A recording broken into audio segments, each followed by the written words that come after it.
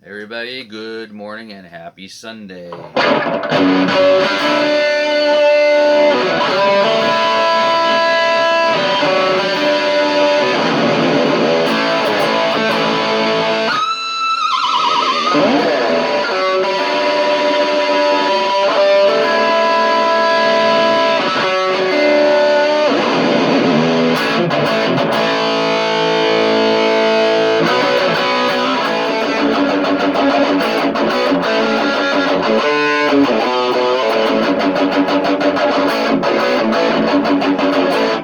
Hey,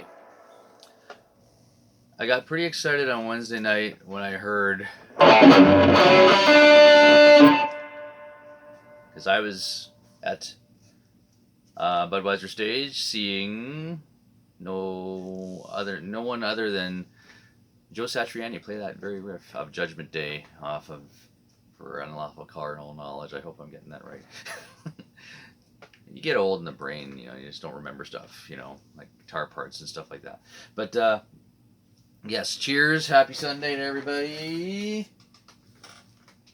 I've been down here for a while, so I was just checking to see if I actually had coffee left in there. But cheers, happy August, happy Sunday. Yeah, you asked for it, you got it. The full report of the Sammy Hagar Best of All Worlds tour. Controversy. Yeah, sure. People are like, yeah, he's going out and cashing in on Eddie's deal. But come on now. Let's drop all our criticisms aside and all our polarity, I guess, about the Dave fans and the Sammy fans and Van Halen fans. All I have to say, I've said this before, is it's all Eddie. That's all that matters to me. And most guitar players, that's all that matters to me. I like the Eventide years. The Eventide years are when Eddie's, got that kind of wet, dry, left, right, dry. I think that's what it was, with the Eventide harmonizer, and got that sound that was not the sound from the first 4 albums. The rawness of that, which is one thing too, but you have to evolve. You got to also you got Sammy in tow. You can actually tune back up to 440 and play songs. Because most guys, let's face it, 440 is good. I mean, I don't mind E flat. I mean, there's certain sounds for guitars that E flat, but Eddie tuned back up on 5150. Never looked back from there. Until I guess he went back to Dave when Dave went back to tour. But I never saw the Dave reunion tour where he had Wolfgang on bass and Dave on vocals, and they went out and mostly and pretty much obviously didn't do any Sammy songs. I don't think they did, anyways. So I've watched some live videos after Eddie passed away just to see what I missed. And what was missing from those videos was the Sammy songs. You're trucking through, Running with the Devil and a lot of great songs. Classic Van Halen. Those are all the ones we are rabid for. But those Sammy songs were missing, and it's actually, I'm gonna say it, it's better to see Sammy Hagar tribute those songs because he can do everything. They did Jump, Ain't Talking About Love, which Michael Anthony sang. By the way, Michael Anthony voice in perfect health, looks like. Bass playing dead on, but I'm telling you, his vocals, I'm not going to say it saved the night, but man, did it ever enhance the night. Because Sammy can only hit so much and everything else, but Michael Anthony sang Ain't Talking About Love, a lot of Panama he sang, helped out a lot with I Can't Drive 55, and just the higher vocals. And then Ray on keyboards was an Australian gentleman who they've hired to be the keyboard guy. Kudos to Sammy, who put him right beside Jason Bonham on a split stage type thing, and didn't keep the. What I'm saying is, usually when bands have keyboard players, they put them behind the stage. And maybe that was a little shot at Eddie because I think they did that a lot with the final tours with Sammy. They had a keyboard. They had Fitz from Night Ranger who was running the keyboards backstage. Not sure if he was playing, but I know he was showing his programming. But I bet you he was playing. Um, he was Fitz was the guy behind a lot of the Van Halen tours with Sammy, playing keyboards. And but yeah, they had him on stage, but the vocals with Ray and Jason Bonham had a headset mic, so the vocals were dead on for backing vocals and everything else. But let's talk about Joe. Here's a hard position to be in. You've been asked to go out on a tribute to one of the greatest guitar players of all time. And not only was he the greatest guitar players of all time, he's probably the greatest live player of all time because Eddie refined the guitar sound in the stadium, in the arena, in the amphitheater, wherever you see him. Live guitar was, I think, in the modern day, was defined by Eddie Van Halen. He started out, his first beginnings were in the 70s. 74, I think Van Halen was starting to play bars. And then he just came up until the 1978 tour when he opened for Black Sabbath and he had all the Marshalls out and everything else. But from there on, from 1978 on, was the coming of age of concerts. The 70s, we didn't know what to do with PAs, and all of a sudden Journey came along in the 80s, was the first band to fly the PA, so you could sell the whole back, behind the seats. You could sell behind the stage, and the sight lines were there. You didn't have these stacks of forklifted PAs that we saw back in the 70s and a lot of the 80s too, until Journey came along and changed the whole flying thing. Now everything's flown. If you guys don't know what that is, they basically put wire cables with tow motors up into the ceiling and just basically fly the whole lighting system and PA system above the stage. It's commonplace now. I mean, you don't even think about it anymore. But I remember back going to all the early concerts in Maple Leaf Gardens when they had huge stacks of basically bass bins and crossovers, and the PA was all stacked on the front and just basically deafened you if you walked in front of it, and a lot of those seats were right in front of the PA. But now they have full range speakers where everything's in one enclosure. They don't have to have bottom end and stuff like that. If you don't know much about PA systems, there's my very brief synopsis of modern day PAs. But yeah, and so basically Eddie and the boys and Van Halen, Aerosmith was a big one for just pioneering modern sound in arena, and Eddie is the guy who basically defined the guitar sound. And you could disagree with me if you want, but I think he was the guy. And I think everybody who plays in an arena now through an amp and mic'd and everything else is basically owes a lot to Eddie Van Halen for that sound. And then here's Joe with all that pressure on him, rehearsing for a tour. He did a lot. I mean, I was following a lot of the guitar stuff. He ended up going to an amp company that didn't bother using 5150s, didn't bother doing modified Marshalls like the old. He went to a company that made the amps for him, a new brand. Which sadly, again, I didn't do my research. I can't name off that new brand. If you guys out there know what it is, if you're as geeky as I am, that know that. Obviously, a little bit more geeky if you know that. But he used mostly, for your guitar fans out there, he used mostly his signature Ibanez guitars. I know there was some press and some Instagram videos of him with the EVH guitars. He had a few of them. He did use a Frankenstein esque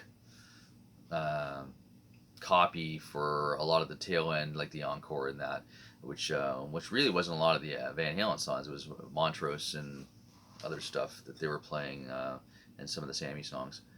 But for most of the Van Halen set, it was all Ibanez signature Joe guitars. Mostly the silver one, the reflective one, that one, and he had a red one. A lot of like color like this guy here.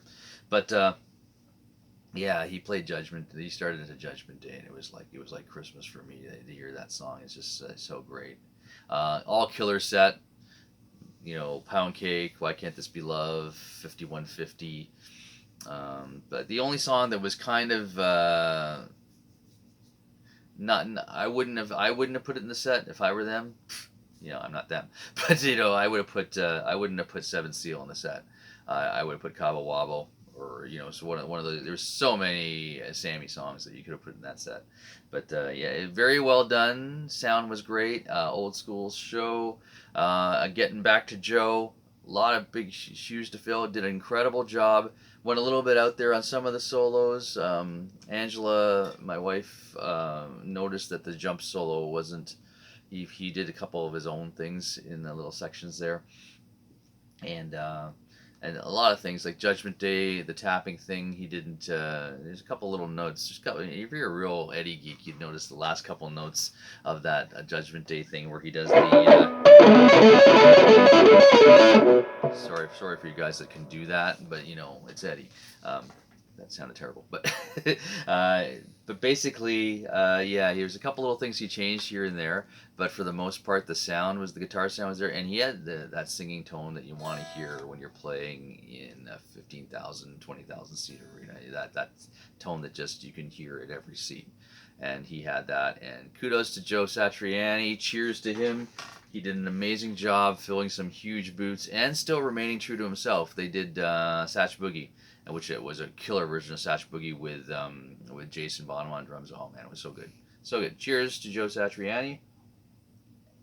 hmm yeah, it's hard to get up there and do it. And Sammy's in his 70s, and he's out there doing it. And he's singing. He had full energy. He's a great front man.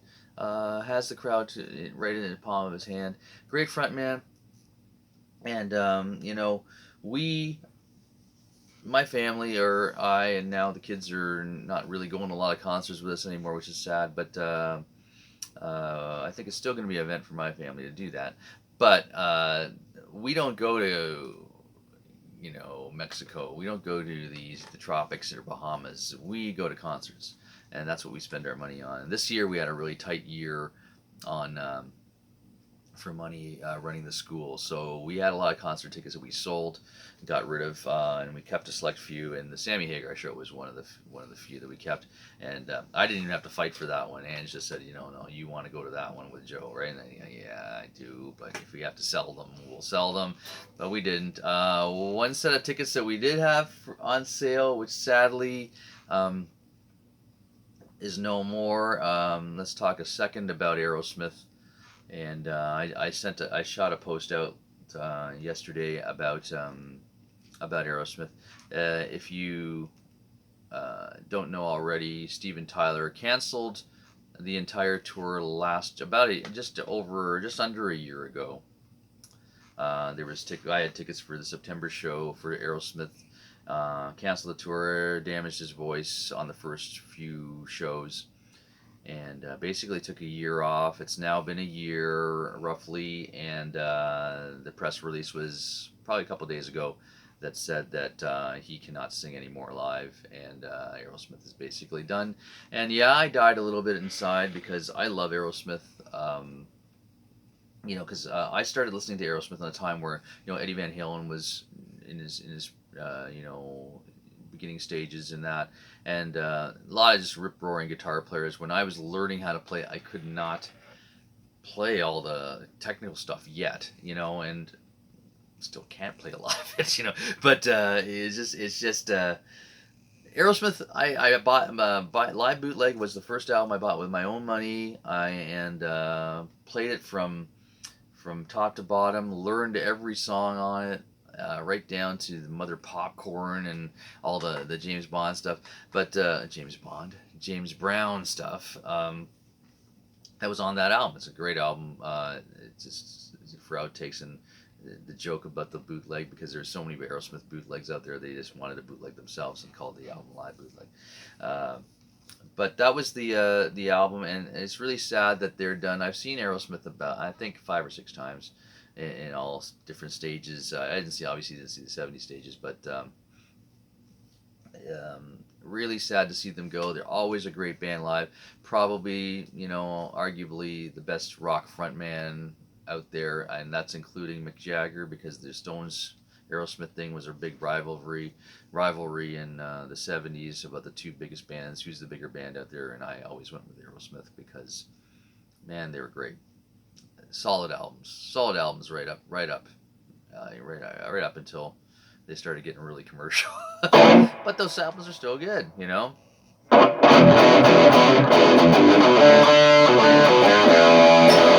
Anyways, sadly, ending on a bad note. Yes, sorry to see that Aerosmith is now all but gone. I think they'll do some shows when he gets better, maybe in a year or so. But I mean, let's face it, guys, they're getting up there in age.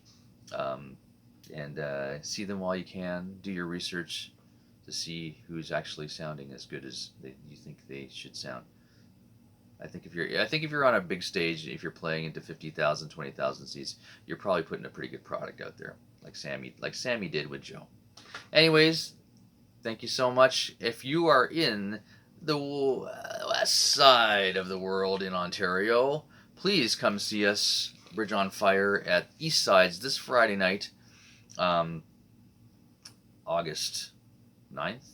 Is that the date? August 9th. Yes, we will be killing it. 3 1-hour sets, all killer, no filler. We're back. We didn't have a lot of shows this summer because the scene is kind of and we didn't get on top of a lot of the festivals and that, but next summer we will see us at more festivals. We have a calendar coming up. If you don't follow Bridge on Fire on Facebook, please do, because everything's on there. If you follow me, you probably do, because you're watching this right now. All the ads are there. But come out and see us. We'll be killing it. April. I always get those A months mixed up. It's not April. It's August. August 17th at King George. Jacob and I, our new home away from home.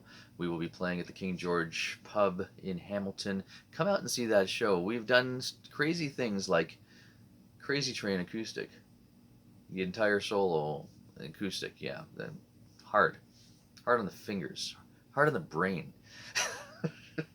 Anyways, yeah, we've done some crazy things. If you shout it out, we'll try and play it. Unless you're gonna shout out something really weird just to try and stump us, and won't do that. Anyhow. Happy Sunday. Have a good one. Rock through August. The summer is still here, guys. Don't sit there and think about Halloween and back to school yet. Enjoy it. It's the August long weekend here in Canada. Cheers to my Canadian friends. See you later. Have a good one. Bye-bye.